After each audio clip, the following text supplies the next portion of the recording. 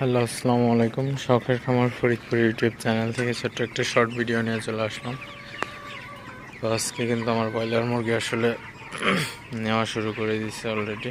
তো বিকালের মধ্যে হয়তো সব নিয়ে যাবে।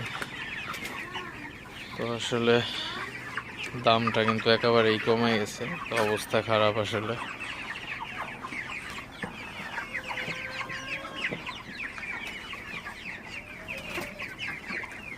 তো আপনাদের সাথে জাস্ট একটু শেয়ার করতেছি, আজকে কোনো কথা বলবো না।